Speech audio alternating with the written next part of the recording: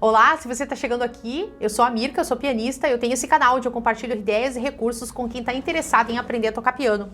No vídeo da semana passada, eu compartilhei 4 ideias de estudo, elas fizeram bastante sucesso, tive pedidos, então voltei com mais 3 dicas para vocês. Se vocês ficarem interessados e querem ganhar tempo no estudo e ter mais estratégias para aprender, fica comigo aí até o final do vídeo.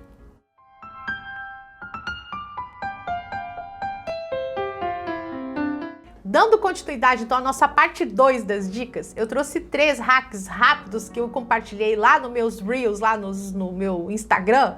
E aí eu vou compactar aqui em forma de vídeo e vou compartilhar com vocês. Se vocês ainda não me seguem no Instagram, dá uma olhadinha, eu deixei o link aqui embaixo, tem vários conteúdos que eu compartilho lá que são diferentes do formato que eu apresento para vocês aqui no YouTube. Então para vocês poderem aproveitar ao máximo as dicas que eu dou, me segue lá também. A dica número 1, que eu deixei nos meus Reels, numa dessas vezes que eu compartilhei, nessas dicas express que eu dou todas as quartas-feiras lá, é justamente, eu compartilhei uma partitura de uma valsa de Chopin, uma valsa póstuma em Lá menor, e é uma valsa que eu costumo dar para os meus alunos que estão começando a tocar Chopin, uma das primeiras obras que eu apresento para eles, junto com os prelúdios e algumas outras peças curtas, né?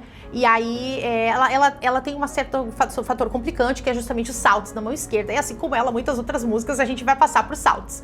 E uma das estratégias que eu dou para os alunos é justamente que o olho antecipa a mão. Então, se possível, se for possível o aluno olhar para a mão, óbvio que tem uma outra estratégia da gente conseguir fazer de olho fechado o salto, né? Memorizar pela distância espacial. Mas essa é uma outra estratégia que eu quero trazer hoje, que é justamente de você aproveitar o fato de você ter a visão e aí você memorizar aquele trecho e olhar. Então, você toca a nota do baixo e aí na hora que você vai tocar o acorde ou antes de você tocar o acorde, você já tem que estar olhando para ele.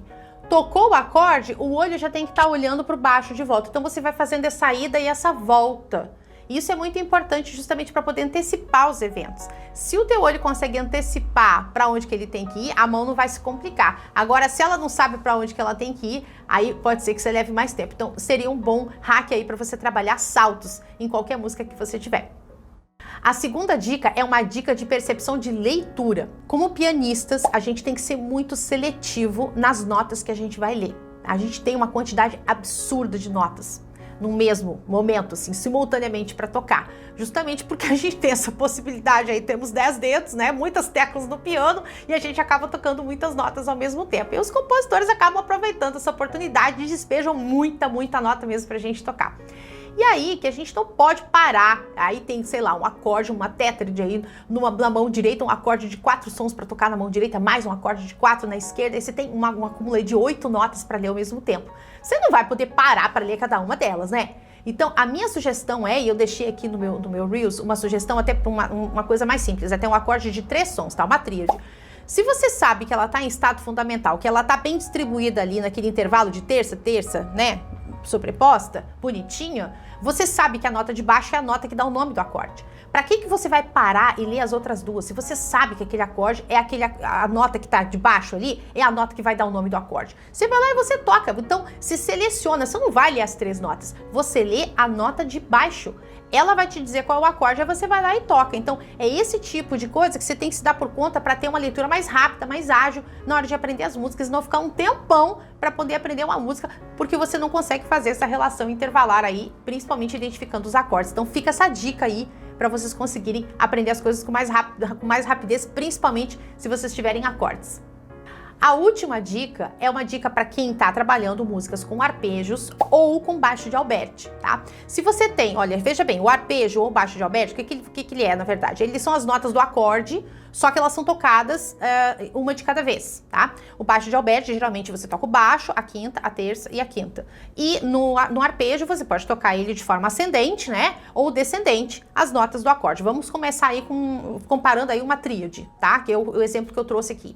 Então, quando você for fazer isso, o que seria o mais indicado? Que eu sempre falo para os alunos, estude em blocos. Se você tem arpejos ou tem baixo de Alberti, reduz isso para um acorde porque isso é um acorde, só que tá tocado uma nota de cada vez. Se você consegue identificar de cara o acorde, em vez de ficar lendo nota por nota, você já pensa naquilo como uma unidade, isso já muda completamente a visão que você tem de leitura e de compreensão daquele evento que está acontecendo ali. Então, quando você faz isso, você acelera a sua compreensão, seu pensamento e principalmente você consegue trabalhar também o deslocamento da mão, o dedilhado que você vai usar para cada um deles e a transição de um desses acordes para o outro, ou de um arpejo, ou de um baixo de Alberti para o outro. Isso com certeza vai acelerar seu aprendizado. Então, toda vez que você vê arpejo ou baixo de Alberti, pensa em reduzir isso para um acorde, estuda ele em blocos em forma de acorde e depois você vai tocar como está escrito ali. E volta para me contar depois e me diz se não foi melhor. Bom, essas foram mais 3 dicas que eu tinha para trazer para vocês hoje. Lembre-se que tem um outro vídeo anterior a esse com mais 4, então se você ainda não viu esse vídeo, volta lá no meu canal, dá uma olhadinha, assiste com calma e depois me conta aí se essas dicas estão ajudando ou não. E não se esqueçam, toda semana tem vídeo novo aqui. A gente se vê. Tchau, tchau!